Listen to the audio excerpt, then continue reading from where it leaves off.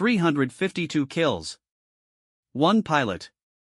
0 losses. Erich Hartmann became history's deadliest fighter ace, flying for Nazi Germany. His secret wasn't better planes or weapons, it was something nobody expected. He survived over 800 combat missions and walked away from 14 crashes.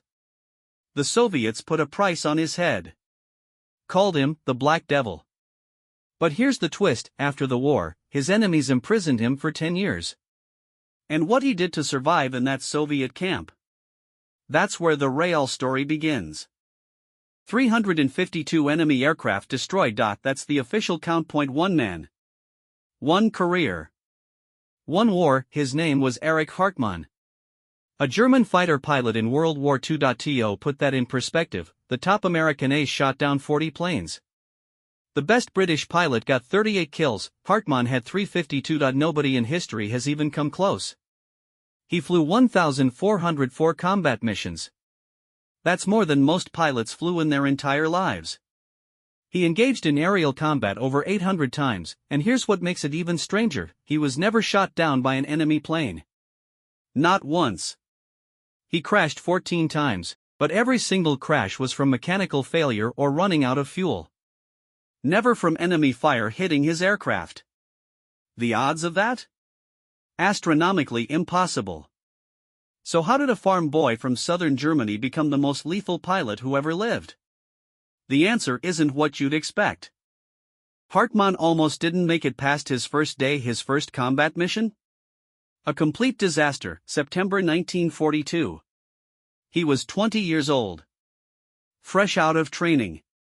Nervous as hell, his squadron flew into Soviet airspace.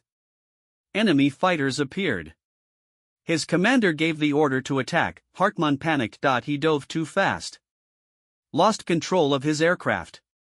Completely forgot everything he learned in training. When he landed back at base, his commanding officer tore into him, called him reckless, undisciplined. A danger to the entire squadron. Most pilots who started like that washed out within weeks. But Hartmann's commander saw something different.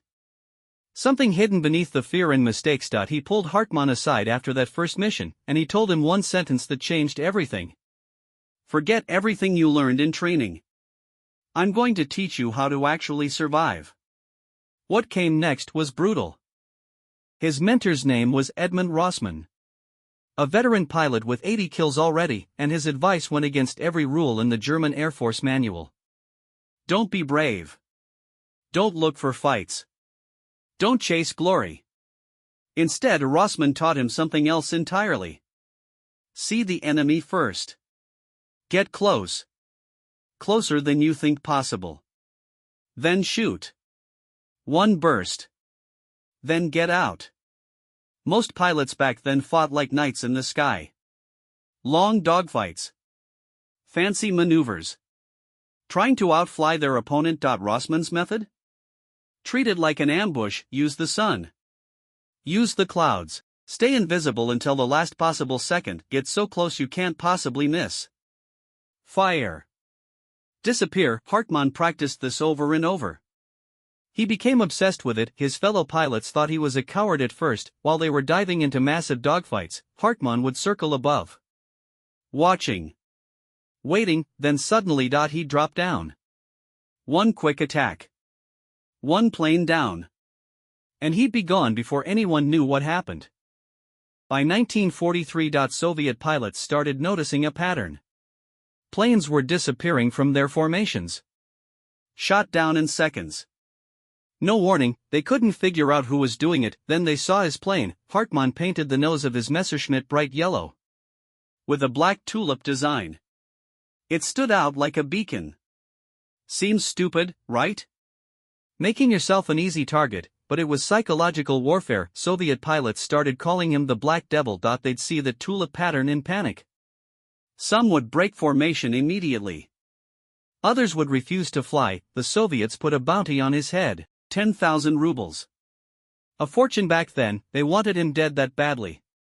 But here's the genius part of his strategy. That bright yellow nose? It made Soviet pilots focus entirely on him. They'd chase him. get tunnel vision, and while they were fixated on Hartmann, his wingmen would attack from behind. He was using himself as bait. It worked over and over again. By mid-1944, he had over 200 kills. August 20, 1943. A day Hartmann still had nightmares about decades later. He attacked a formation of Soviet bombers. Got too close. His windscreen was suddenly covered in oil, not his oil. The bomber's oil. He couldn't see anything. Flying blind at 400 miles per hour. Enemy fighters all around him. His engine started coughing. Pieces of the bomber had damaged his propeller. He was going down. Deep in Soviet territory. He managed to crash land in a field. Climbed out. Started running. Soviet troops were everywhere. Searching for him. He hid in a ditch. Stayed perfectly still for hours. Soldiers walked right past him. When darkness came, he started moving. Took him 3 days to make it back to German lines. 3 days of hiding. Stealing food. Nearly getting caught a dozen times. When he finally showed up at his base. His squadron thought he was dead. They'd already written letters to his family. Most pilots would quit after that. The trauma alone would end their career, but Hartmann? He was back in the cockpit 48 hours later. By early 1945, Germany was losing badly. The Soviets were pushing from the east, Americans from the west. Hartmann was still flying every single day. He'd shoot down 7 planes before breakfast. Land. Refuel. Go back up. His mechanics said his plane barely had time to cool down between missions. He was now protecting German refugees. Families fleeing the Soviet advance. Every plane he shot down meant more time for civilians to escape. April 1945. Germany surrendered. Hartmann had a choice. Surrender to the Americans in the west. Or the Soviets in the east. He chose wrong. He thought the Soviets would treat him as a prisoner of war. Follow the Geneva Convention rules. They didn't. They arrested him immediately. Called him a war criminal. The charge? Murdering Soviet pilots. Even though killing enemy soldiers in combat isn't a crime, they sentenced him to 25 years in a Soviet labor camp, and that's when his real fight for survival began. The camp was in Siberia. Brutal cold. Barely any food. Prisoners died every week from disease or starvation. The Soviets had a plan for Hartmann though. They wanted him to confess to war crimes. Then work for them, train Soviet pilots. They promised him freedom if he cooperated. Most prisoners broke within months. The torture. The isolation. It destroyed people, but Hartmann refused. Every single time, they threw him in solitary confinement. Weeks at a time.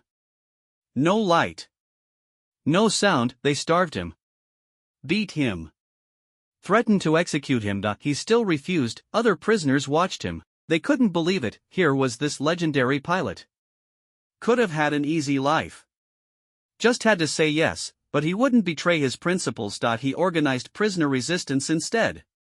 Work slowdowns, secret communication networks. The guards hated him.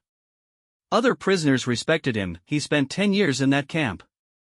From age 23 to 33. The best years of his life. Then in 1955. Something unexpected happened.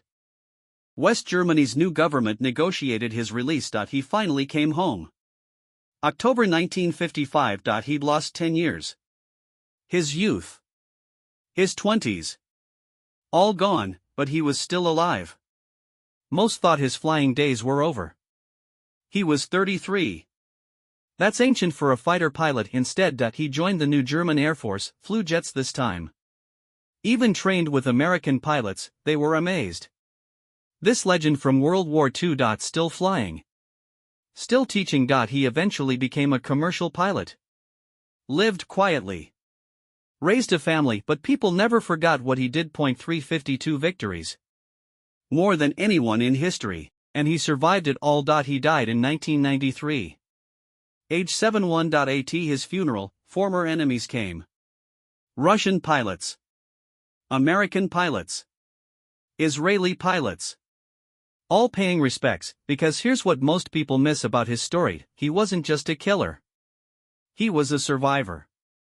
Someone who refused to break no matter what. 10 years in Soviet camps couldn't break him, and that's the real lesson. Not the kills. The resilience. Erich Hartmann. 352 kills. The most successful fighter ace in history, this Black Devil dominated World War II dogfights like nobody else, the greatest Luftwaffe pilot who ever lived. His aerial victories remain unmatched. His story proves one thing: survival beats glory every time. But if you want more untold stories of legendary German fighter aces and forgotten World War II pilots, subscribe now. The next video will change everything you thought you knew.